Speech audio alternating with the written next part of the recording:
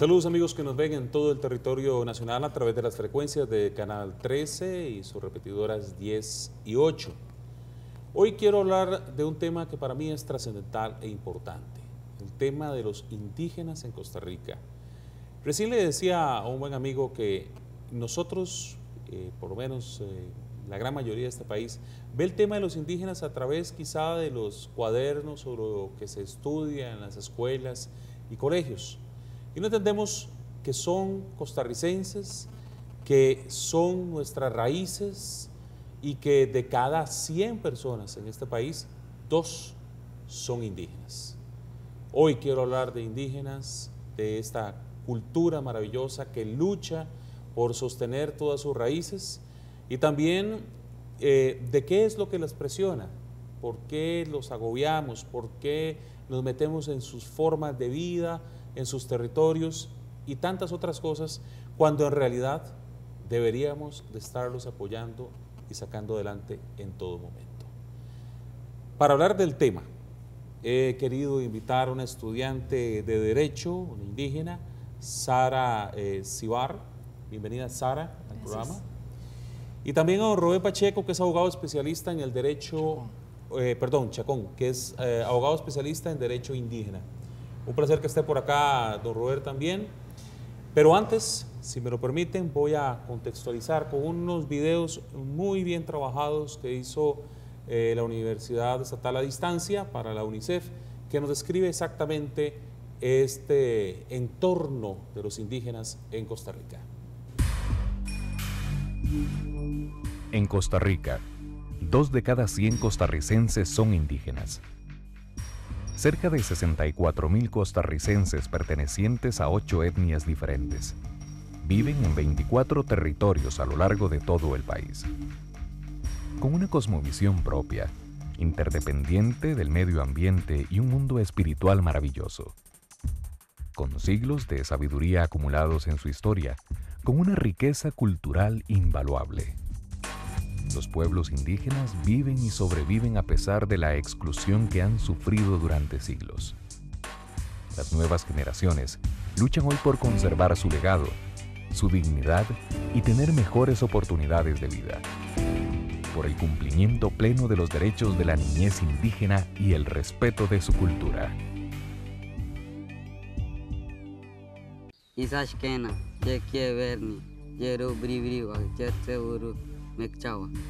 Estaba esquina quiero Wilmer. Ñanta Oretico Texali Mendoza Rodríguez. Tong na oktan janane Costa Rica. Pai Coxgono Oye, Tana Soterra y Taco Emanuel.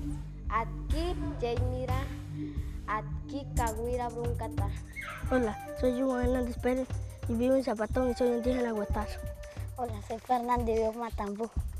Bribris, Cabécares, Noves o Guaymíes, Malecus, Teribes, Bruncas, Huetares y Chorotegas integran y enriquecen la identidad y la cultura nacional. Es deber de todos conocer, valorar y preservar nuestro legado cultural, porque el respeto a la cultura es un derecho de todos. Estos videos realmente nos muestran en detalle lo que significa para Costa Rica esta cultura tan importante como la de los indígenas, que les decía que cerca de 65.000 personas de nuestro país son indígenas. Quiero tomarnos unos segundos para contextualizar, para hablar de los indígenas en Costa Rica, y en primera instancia quisiera que don Rubén se tome esos minutitos, un par de minutos, don Rubén, como para hablar sobre la coyuntura y problemática de los indígenas en Costa Rica. Muy buenas. En realidad, el problema de los pueblos indígenas es un problema fundamentalmente que tiene que ver de manera decisiva en estos momentos de la historia con una serie de situaciones jurídicas que se dan en nuestro sistema que afectan la posibilidad de que puedan desarrollarse de manera plena como cualquier ciudadano, pero en esto yo creo que es muy importante establecerlo, como cualquier ciudadano que tiene una cultura distinta. Porque es entonces, si Dios dicho de esta manera, ese, si ustedes quieren, es el problema fundamental de los pueblos indígenas, el problema de la discriminación. Y discriminación tiene que ver inclusive con la posibilidad de concebir que todos somos iguales, sabiendo que hay una cultura dominante que hace que algunos planteen la igualdad en condiciones que para otros es injusta. Y le hago esa referencia porque justamente a propósito de las conmemoraciones que tienen que ver con, bueno, la figura de Pablo López Bere como héroe nacional, ustedes saben que fue declarado así como héroe nacional. Pablo López Bere es una figura que fundamentalmente plantea resistencia. La efeméride de Pablo López Bere tiene que ver con la oposición que los pueblos indígenas así hicieron en ese momento de la historia, justamente en una zona, que valga la oportunidad de decirlo, nunca fue conquistada por los conquistadores, valga la redundancia, y se mantuvo hasta inicios de la República, o sea, después de 1821, como una zona donde el poder y la institucionalidad europea no llegó, que es la zona de Talamanca. Sara, ¿sienten que les afecta el hecho de ser indígenas o sienten que tienen el suficiente apoyo? Sí, buenas. En realidad el hecho de ser indígena para nosotros en realidad sí es sinónimo de discriminación. Tal vez no una discriminación que se reduzca a lo que muchas personas dicen, bueno, no, yo trato bien a los indígenas. O sea, no es una discriminación que se base únicamente en el trato de persona a persona, sino también va más allá de eso, va al trato de las instituciones del Estado con la relación con las comunidades indígenas. Así, por ejemplo, nos encontramos discriminación de las personas indígenas para acceder a distintos servicios públicos. Por ejemplo, qué sé yo, el servicio de salud, donde es algo donde se ven sumamente afectadas las poblaciones indígenas, y en esto debo resaltar la discriminación que viven propiamente las mujeres indígenas, que muchas veces caminan horas o días de caminos para llegar hasta un centro de salud, y cuando llegan le dicen, bueno, ya no hay cita, regrese la semana siguiente o al mes siguiente, cuando vuelvan a visitar los médicos se le vais. Entonces son tipos de discriminación que siguen latentes, que están ahí y donde en el ser costarricense todavía no se ha interiorizado el hecho de que, como decía don Rubén, Costa Rica es un país pluriétnico, donde no respetamos la diferencia, donde no es que más allá de que no se respetan, no se reconocen como tales. Y esto conlleva a ese tipo de discriminación que muchas veces nos es ajeno porque simplemente está invisibilizado a nuestros ojos. Nos quedamos solamente con lo que para nuestro concepto es discriminar y dejamos de ver el tema del acceso a múltiples servicios a los cuales no tienen acceso, valga la redundancia, a las comunidades indígenas. O sea, al final, esto que me contás, Sara, me pone a pensar, por experiencia, ¿cuánto puede tener que caminar una mujer indígena para llegar a un centro de salud? ¿Cuántas horas tiene que hacer para llegar a un lugar de estos? En realidad esto es relativo porque esto varía de territorios a territorios. Por ejemplo, nos vamos a encontrar territorios donde tal vez el centro de salud está cerca y hay... Sí, pero digamos una experiencia que conozcas. Digamos, sí, por ejemplo, conozco experiencias y varias de mujeres que, por ejemplo, para ir a dar a luz han tenido que caminar hasta 6 horas de camino y muchas veces han tenido que dar a luz de camino porque simplemente no les ha dado tiempo de llegar hasta el centro, hasta el hospital, digamos. Entonces, a veces son de 6 en adelante, a veces, por ejemplo, en el caso de Alto Chirripó o Bajo Chirripó, donde tienen que caminar días de camino para llegar hasta donde están los centros de salud. ¿Se mantienen todavía tantos centros, Rubén, separados, tan distantes de la sociedad? Cuento esto porque como periodista a mí me ha tocado hacer algunos recorridos y yo he visto esto, pero a veces es mejor que se lo cuente alguien más, esas distancias gigantescas que existen entre los poblados indígenas y los centros de atención primaria. Yo creo que es muy importante, digamos, las referencias que uno puede hacer en cuanto a relativizar algunas experiencias. Por ejemplo, en la zona de Alto Chirripó puede ser que las distancias no sean muchas, pero resulta que de pronto hay un río y en invierno hace que las personas tengan, para poder ir a un punto que en verano es cercano, en invierno durarán 3 veces lo que duraban en verano. Además, en estas zonas sabemos que hay muchas, lamentablemente, pérdidas humanas a raíz justamente de gente que tratando de pasar el río muere ahogada. En realidad, este es un tema que fundamentalmente está relacionado con la manera como hay políticas públicas en este país que están concentradas en dar servicios en determinadas zonas donde, es muy interesante, generalmente hay intereses, voy a decir intereses políticos, pero en realidad me refiero a gente con influencias políticas que está en esas zonas, a donde se dedican los recursos. En general, los pueblos indígenas no representan una opción, oportuna, no hay mucho, política, para ponerle cristiano, no hay mucho votantes. No, vea qué interesante. Usted ahora mencionaba que 2 de cada 100 costarricenses son indígenas, pero yo quiero decirle que hay distritos de este país donde la mayoría de la población es indígena, ¿verdad? Y entonces el tema, digamos, decía yo, de la relativización de las cifras tiene que ver con eso, tiene que ver con el hecho de que estamos hablando más bien de zonas donde no hay una influencia política decisiva, es cierto, zonas donde hay una, digamos, tasa de población baja que hace que, por ejemplo, electoralmente no sea muy atractiva, además es muy largo, además los centros de votación van a quedar en lugares más bien de afuera, no adentro, y entonces políticamente no son importantes, no son importantes, pero resulta que a la hora de, por ejemplo, este país potenciar la riqueza de diversidad, es en esa zona donde está. Tengo que ir a corte comercial. Quiero regresar para preguntarnos, ¿qué hace diferente estas sociedades indígenas a la sociedad común, ¿verdad?, de todos los costarricenses? Tienen sus propias reglas, tienen sus propios fundamentos legales. O sea, ¿qué lo hace tan distinto? Para verlo desde otro cristal, desde otra óptica. Ya regresamos con más.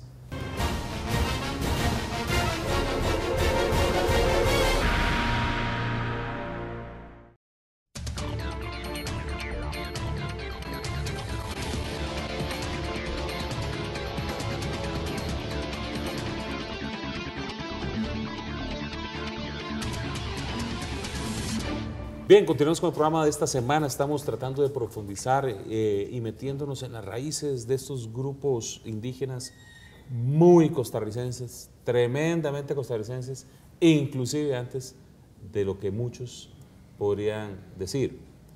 Pero mira que en el corte comercial me tocaron como 3 temas tan interesantes que ahora no sé por dónde arrancar.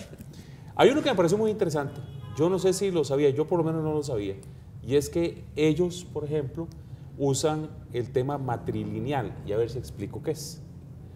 Ellos utilizan el apellido de la mamá de primero, ¿verdad? Y esto ya ha creado una confusión porque en este país así no son las cosas.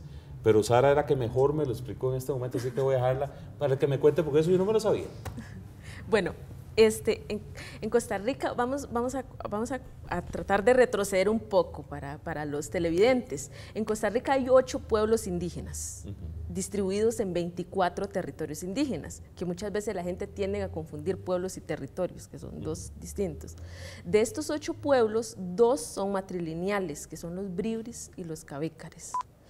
Estos son pueblos que se rigen por clanes, así se llama. Por clanes, y el clan es heredado por la madre. Entonces, donde se podría decir que la cabeza de hogar es la mujer y no el hombre como dicta la sociedad dominante. Entonces, uno de los problemas que se han encontrado es estos 2 pueblos, por ejemplo, a la hora de inscribir a sus hijos en el registro, es que se supone que debería llevar primero el apellido de la madre y luego el del padre, pero tenemos nuevamente que acomodarnos a este sistema y donde dice que el padre va de primero. Y entonces así, por ejemplo, en estas culturas, mi clan es Unihuac, mi madre es Unihuac, y cuando yo tenga mis hijos serán Unihuac. No obstante, no pasará lo mismo con mis hermanos. El clan Unihuac, en el caso de mis hermanos, llegó hasta ahí. Es al revés, ¿eh? Sí.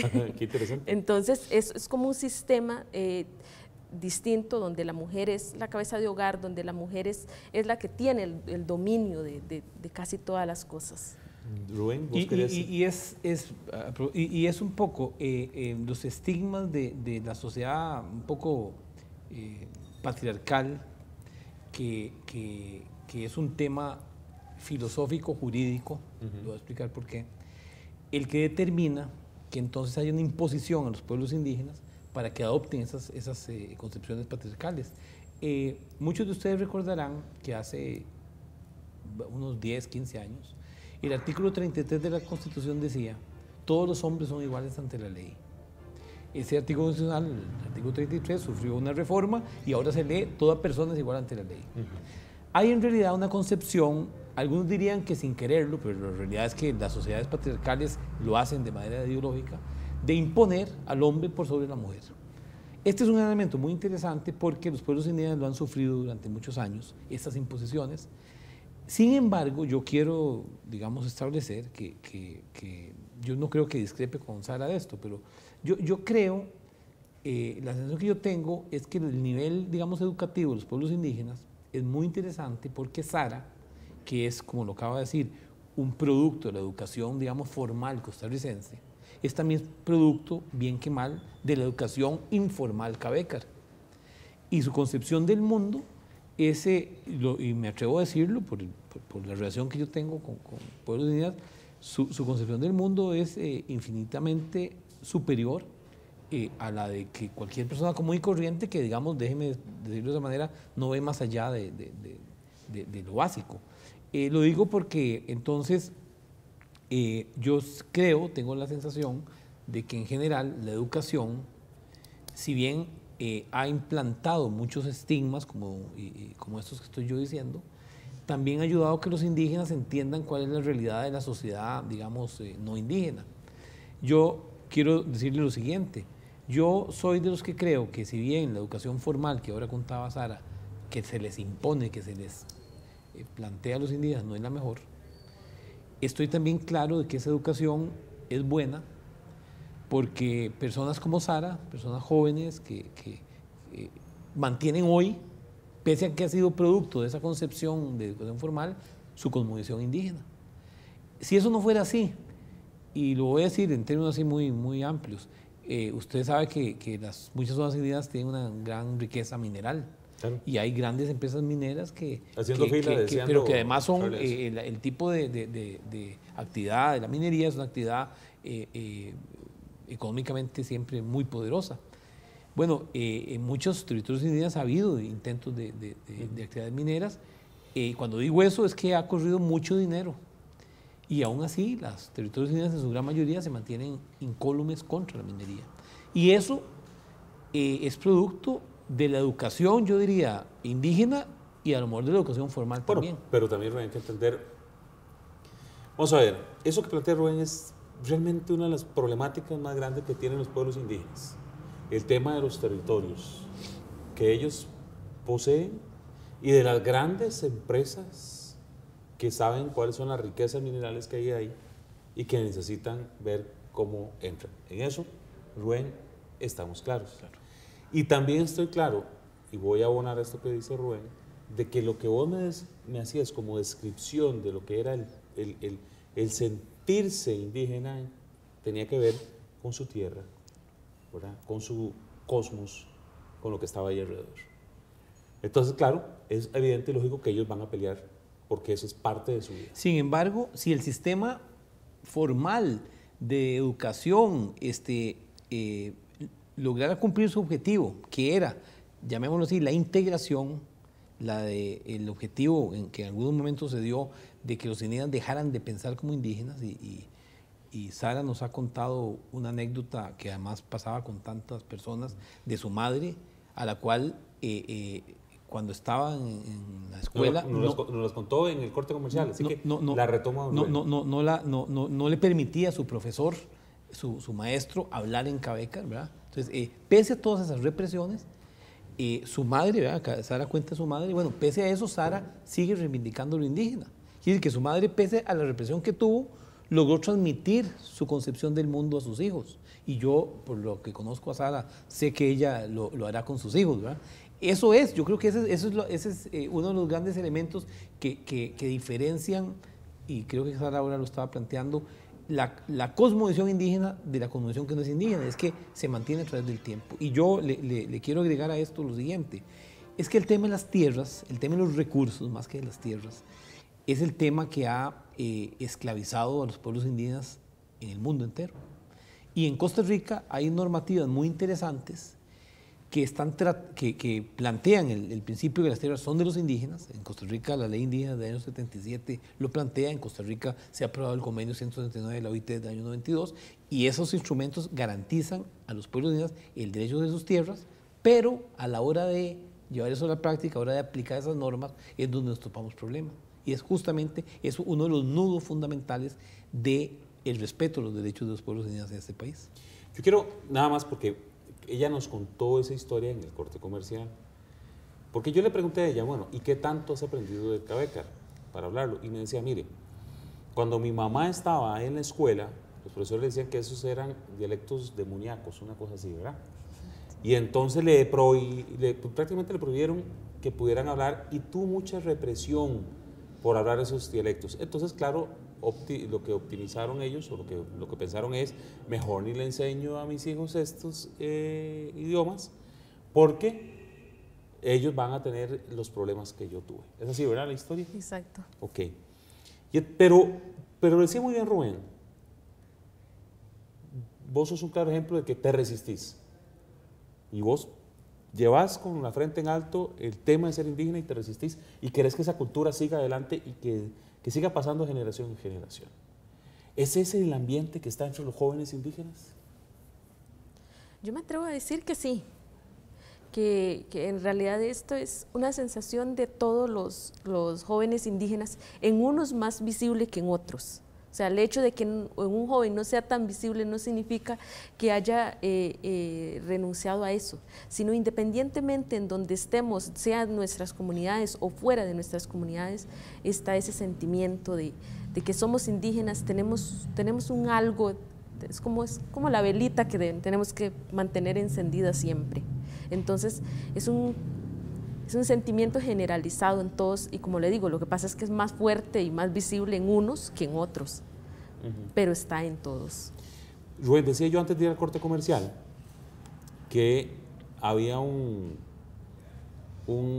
sentimiento entre la legalidad que tenemos nosotros y la otra, pero antes de hablar de ese tema, yo quiero que veamos un video en donde un indígena huetar también nos habla de ese deseo de que no se pierdan sus raíces. Observemos. Ahorita hay varios problemas en la comunidad, ¿verdad? Pero el que más me preocupa a mí, ¿verdad?, es el rescate de culturas y el mestizaje. ¿Por qué? Porque estamos ahorita pasando igualmente, ¿verdad?, una era que todo es lo blanco, lo que viene de afuera, e incluso la misma educación en la escuela, ¿verdad? Parece mentira, pero a mí me duele mucho que la comunidad no se dé el valor que tiene. En realidad es así. Y no, a mí las lágrimas no me salen por salirme, sino porque a mí me duele. Y quisiera que todo el mundo le doliera tanto como a mí. Porque entonces así sí trataríamos de rescatar la cultura, ¿verdad? Pero a la gente no le importa eso. Y eso a mí me duele, porque si seguimos así, que Tirisí va a desaparecer. Y eso a mí me duele. Y me duele muchísimo de corazón. Me duele de corazón. Para mí no es nada más venir y que ustedes me digan, hable o diga. Porque para mí es doloroso, a mí me duele de corazón, porque yo amo la cultura nuestra. Yo amo el ser indígena. Bueno, como ustedes pudieron observar, con lágrimas en los ojos, ella dice, yo no quiero que se pierdan estas raíces indígenas. Y después de conocer muchísimo a los indígenas y escucharte ahora ese amor por la tierra, por todo, yo creo que lo que tenemos que aprender un poquito más somos nosotros. Tenemos que ir más hacia esas culturas para entender mejor nuestras raíces. Ahora, quisiera, Rubén, que me comentaras qué está dentro de la legalidad aceptado en la cultura indígena que parecería extraño dentro de la constitución política, por ejemplo, para dar un ejemplo que la gente lo pueda percibir. Sí, en realidad, vamos a ver, es muy interesante porque el sistema constitucional costarricense es un sistema realmente muy progresista, que le digo, con excepción de algunas normas que hay en la Constitución, que todos sabemos que son muy polémicas, en realidad el ejercicio de aplicación constitucional posibilita prácticamente cualquier cosa. Tanto es así que el sistema constitucional costarricense ha admitido como digamos, normas con carácter y con rango constitucional los convenios internacionales de derechos humanos que tutelan los derechos de los pueblos indígenas. Entonces uno podría decir, bajo esa tesis, que no es posible pensar que hay normas constitucionales contrarias a la concepción de los pueblos indígenas, porque los convenios, repito, internacionales son parte de la Constitución. Y le digo esto tomando en cuenta lo siguiente, en este país hay comunidades indígenas que llevan a cabo procesos propios de justicia, ¿verdad? Temas de invasiones de tierras, inclusive algunos temas de tipo familiar, ¿verdad? ¿Cómo qué? Se resuelve, bueno, las obligaciones alimentarias de algunas personas, en algunas jurisdicciones se dan, en algunas partes de Talamanca, etcétera, se le aconseja a una persona que no vaya al juzgado a plantear su pensión alimenticia, sino que lo resuelva internamente y ahí lo logran resolver y obligan valga la redundancia, al obligado alimentario a pagar o a resarcir de alguna manera su pensión. Hay otros casos fundamentalmente que tienen que ver, los casos que más tienen que ver son, mire, digamos, que algún indígena se mete a la tierra de algún otro indígena, que algún animal de algún indígena se le mete y le come el cultivo a otro. Ese tipo de asuntos, es que ese tipo de asuntos se han resuelto siempre. Claro. En realidad, los pueblos indígenas son pueblos en general, digamos, muy armoniosos y muy pacíficos. Le voy a decir una cosa, hay algunas zonas indígenas que han empezado a tener problemas serios porque de pronto ha entrado un poco el tema de la droga. Uh-huh. Pero en realidad son pocas. Hay una cohesión fundamentalmente en sociedades, cabecas, bríbrides, noves, donde se trata de mantener una armonía. Y se lo digo en estos términos, en general, si ustedes se ponen a ver las noticias, en general, sí, a veces es muy impactante que una comunidad indígena sucedió tal o cual cosa, pero en general son comunidades muy pacíficas. Uh-huh. Y yo creo que deberíamos aprender inclusive de ellas, ¿verdad? Y generalmente los problemas que se dan son problemas que ocasionan, en su gran mayoría, gente no indígena que está en los territorios con un afán, por ejemplo, de extraer recursos o de conseguir tierras, ¿verdad? Déjeme ir a corte comercial, don Rubén. Cuando regresamos, yo quisiera que habláramos sobre cómo sostenemos estos valores, estos principios, ese amor por la tierra, ese abrazo a todo lo que nos rodea. ¿Cómo mantenerlo? ¿Cómo hacerlo llegar a más gente, que no sea tan aislado, como dije al puro principio, que no sea parte de un cuadernito que nos habla de los indígenas en Costa Rica nada más? Y eso es lo más cercano que tenemos. Vamos a ir a un corte comercial y ya regresamos.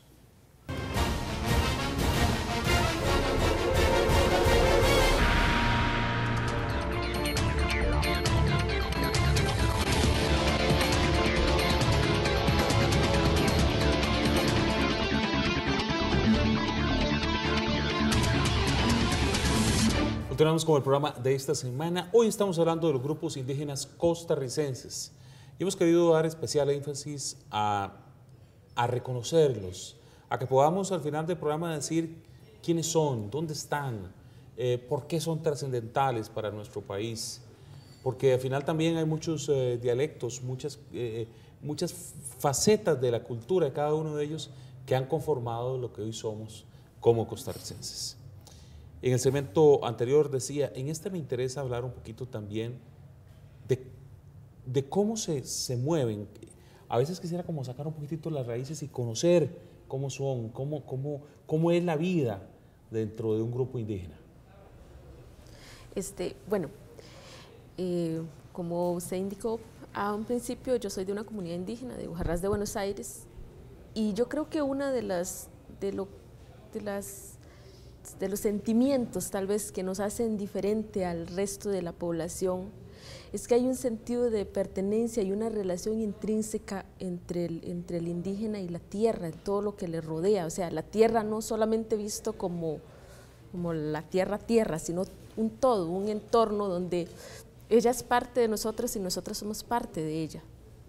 Entonces, creo que la educación que uno recibe como niña indígena, en este caso, es totalmente diferente al resto de la población, porque tienes una formación donde vas aprendiendo a desarrollarte usted como persona, pero siempre en cuando mantengas como la armonía que tienes que mantener con el resto de su entorno. Y ahí es donde juega un rol fundamental lo que es la cosmovisión indígena. La cosmovisión indígena que nos indica que todo es un solo, el universo, la tierra y el ser humano, y donde debe haber un equilibrio entre los tres. O sea, yo no puedo egoístamente pensar solamente en mi bienestar y en, no sé, materializar todo para mí, cuando en realidad yo necesito un balance entre estos tres elementos que mencioné. Y esto va creándote, digamos, a través de las historias y las leyendas que cuentan nuestros abuelos y abuelas, el hecho, digamos, de que te digan, por ejemplo, estas son las historias previo a la colonización, previo a que llegaran los españoles a estas tierras. Esto es lo que pasó después. Entonces usted lleva un ligamen de historia y usted se siente parte de, llegas a sentirte parte de todo, y es donde yo a veces he criticado el tema del ser costarricense, porque yo a veces siento que como costarricense a veces somos muy débiles porque no hay un arraigo cultural que sí tienen las poblaciones indígenas. ¿Qué es para un indígena ser costarricense? Es que para un indígena, bueno, ahí esa pregunta es un poco extensa, porque para el indígena primero está ser indígena y luego costarricense. A ver, desglósenme eso. Me va a permitir un segundito, Rubén, porque es que esto, vamos a ver, me dice algo que yo particularmente no lo tenía tan claro. Cuéntenme. O sea, para el indígena está, y no solo el indígena costarricense, el indígena en cualquier parte del mundo, antes de ser costarricense o antes de ser de X nacionalidad, es indígena. ¿Por qué? Porque como nos hemos autodenominado las primeras naciones, nosotros estábamos antes de que naciera este Estado, antes de que algunas mentes pensantes dijeran, bueno, tantos kilómetros cuadrados son Costa Rica. Es Costa Rica, ya los pueblos indígenas habitaban este lugar, ya teníamos nuestra propia construcción de sociedad, nuestra propia construcción de política, económica, todo, ya estábamos ahí, simplemente vino algo más y se nos colocó, pero ya el ser indígena, su desarrollo, su convivencia, todo ya estaba. Entonces, luego nos tocó aprender a vivir pensando en que, digamos, Sara es Cabécar, pero además de Cabécar es costarricense. Ya, o sea, fue algo que yo adopté, como que yo te diga, sí, usted es Alan, pero aparte de Alan va a ser otra cosa, y ya luego usted se acostumbra a vivir con eso, pero no por eso usted renuncia a ese primer yo que tiene usted, donde... ¿Cuál es la diferencia entre un costarricense normal y un indígena? Yo creo que la diferencia está en, como le decía anteriormente, en el arraigo cultural. Porque en ese arraigo que tengo yo de decir, yo pertenezco aquí, o sea, yo soy de aquí, estoy relacionado con las montañas, con los ríos, con todo, en eso me reflejo yo y ellos se reflejan en mí. Pero la diferencia muchas veces de los costarricenses, y pues habrá sus excepciones, por ejemplo, que yo siento que somos o son muy dados a copiar culturas ajenas a causa de un vacío. Siempre están tratando como de ver qué podemos copiar de los europeos, qué podemos copiar de otras partes, a causa de un vacío que los indígenas sí tienen, o sí tenemos. Sí, adelante. Permítame agregarle algo sobre esto que dice Sara. Sara, yo conozco su familia de Ujarrás y bueno, ella tiene hermanos que son incluso docentes. algunos incluso son del pueblo indígena Cabécar. Entonces, los cabécares son digamos, la población indígena más masiva de indígenas de este país. Conservan sus rasgos culturales, la gente habla el cabécar, la gente tiene una cosmovisión, como ella decía, cabécar. Y ella, sin embargo, Sara, en el caso de Sara, bueno, ha estado aquí en San José, es una funcionaria en el Poder Judicial, pero ella sigue conservando su perspectiva, su manera de concebir. Esa característica creo que es la que justamente logra darnos una comprensión de esa pregunta que usted hacía. Yo creo que igual una persona que es de Heredia, de Cartago, de Guanacaste, se siente culturalmente arraigada. El caso es que los pueblos indígenas los pueblos indígenas actuales son descendientes de las personas que vivían aquí desde siempre. Nosotros hablamos desde el punto de vista jurídico de la constitución política. Bueno, es que miles de años de antes de haber habido una constitución política en este país, ya había pueblos indígenas en este país que desarrollaban institucionalidades y desarrollaban formas de ser y hacían, bueno, construían una sociedad. Este elemento es muy importante porque yo quisiera contarle a algunos de las personas televidentes que esto que estamos aquí hablando es una línea que los organismos internacionales de derechos humanos, las Cortes Interamericana de Derechos Humanos, etcétera, ya concibe como parte de cómo deben ser entendidos los derechos humanos. Sí. Es decir, no hay, vamos a decirlo de esta manera, por favor. Que era una de las preguntas claro, que yo le decía en el corte comercial. O sea, ahora, ¿cómo se ven los derechos alrededor de las costumbres que estuvieron antes, que inclusive imagínate, vea qué interesante, usted le pregunta, claro, indígena costarricense, yo creo que hay veces que en algunos países donde hay ejércitos, el indígena se plantea eso, porque el indígena lo obligan a ser parte de un ejército y a veces no se siente muy identificado con esa sociedad que lo llama. En nuestro caso, evidentemente, eso es así, pero de alguna manera, yo estoy seguro que no hay ningún indígena que no se sienta costarricense. Lo que pasa es que esos indígenas son justamente, en muchos casos, discriminados por esos, digamos, compatriotas.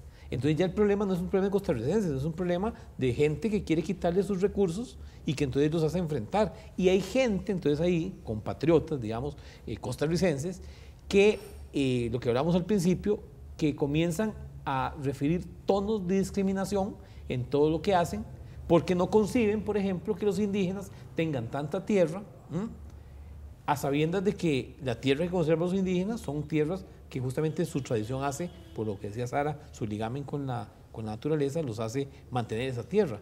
Entonces resulta que al final hay gente que habla de los indígenas de manera muy despectiva y justamente los trata de sacar con esa forma de discriminación, de referirlos, los trata de sacar de ese contexto de costarricenses. ¿Por qué? Porque no entendemos que costarricense es, digamos, somos todos, costarricenses, muchas culturas, no hay una sola cultura costarricense, usted bien lo dijo, la cultura indígena es parte de nuestras raíces, pero seguramente también la negra y seguramente también la europea. Y en ese sentido hay problemas muy serios que tienen que ver con la discriminación. Yo se lo decía básicamente porque en estos momentos la concepción jurídica llama inclusive a reconocer derechos de los indígenas que inclusive alguien podría pensar que atentan contra los derechos de la Constitución, bueno, por ejemplo. Ese es otro tema que quería tocar en el siguiente segmento vamos a ver, aquellas cositas que tal vez usted nos ilustre, aquellos derechos que tienen los indígenas que inclusive pueden rozar contra los establecidos en la Constitución. ¿Cuáles son? Y que pongamos un par de ejemplos. Porque quería dejarlos también para que observemos un siguiente video, que habla sobre este tema que planteaba Sara sobre la educación, la salud, las problemáticas en los pueblos indígenas y cómo al final, en este hermoso trabajo hecho por la UNED, para UNICEF, nos detectamos un poquito la necesidad de que estas cosas lleguen a estos pueblos para darle mayor sostenibilidad. Observemos el siguiente video.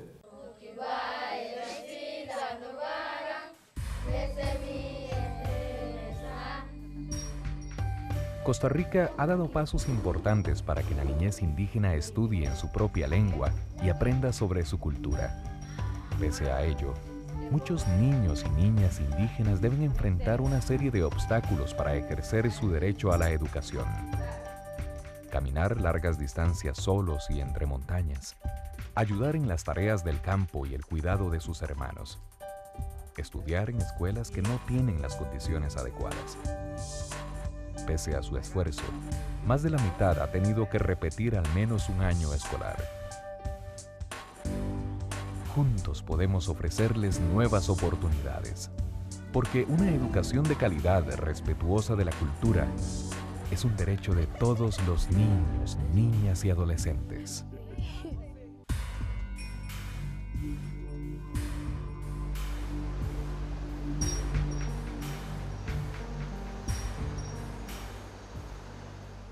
Costa Rica ha hecho esfuerzos para que los servicios de salud lleguen a todas las poblaciones indígenas. Sin embargo, muchos niños y niñas indígenas mueren antes de cumplir los 5 años por enfermedades prevenibles y tratables. Muchas de estas muertes se hubieran podido evitar si todas las poblaciones indígenas tuvieran acceso adecuado y oportuno a servicios de salud de calidad y con pertinencia cultural.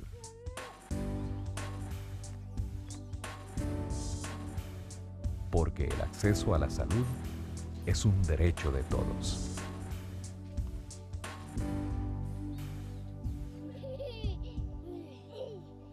Como observamos, otro de los temas que están ahí, que se están tocando, es el tema de la educación.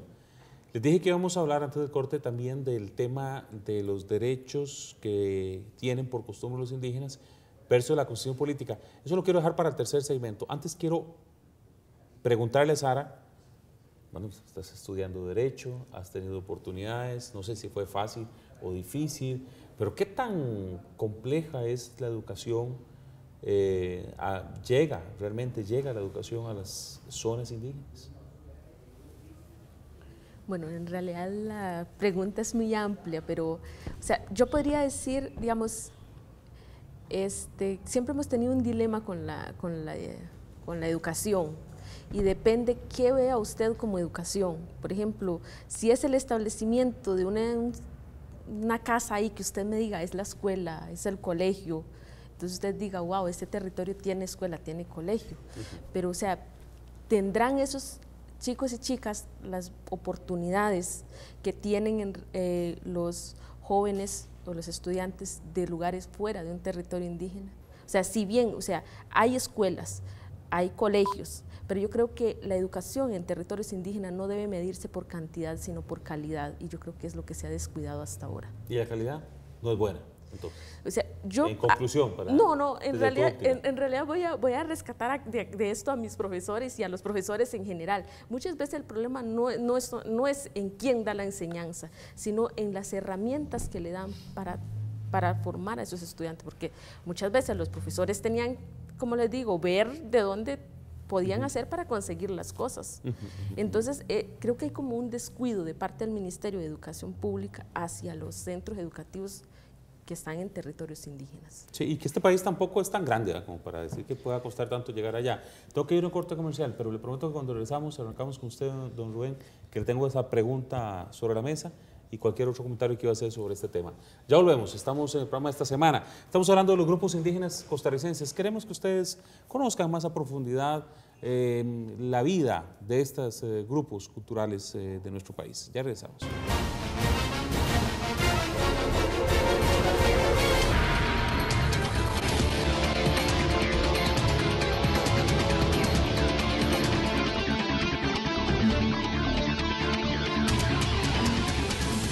Continuamos con el programa de esta semana hablando de los grupos indígenas en Costa Rica. Yo me he enterado de un montón de cosas que la verdad no sabía y sé que muchos de los costarricenses no sabían.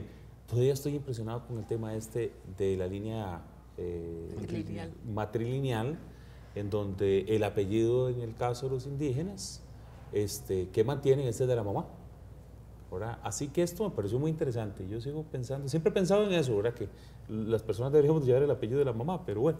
Los indígenas han tenido más inteligencia que nosotros en ese tema. Es fuerte el impacto que se le causó a los indígenas. En una oportunidad, estando en Ecuador, recuerdo que me cuentan que había un templo indígena muy importante en donde acudían todos los indígenas, y cuando llega la Iglesia Católica pone un templo a la par, ¿verdad?, para tratar de que ellos llegaran siempre a la Iglesia Católica, y no les funcionó. Entonces botaron el templo que tenían los indígenas y se montaron sobre eso para que los indígenas tuvieran obligatoriamente que entrar ahí. Eso es parte de una época oscura y difícil dentro de las sociedades. Pero lo cierto es que también nosotros a estas alturas no hacemos mucho para sostener también nuestras culturas indígenas. Y no puedo irme del programa sin hablar de eso. ¿Qué tenemos que hacer para sostener y dónde está esa beta importante, esa belleza de nuestras culturas indígenas, Rubén?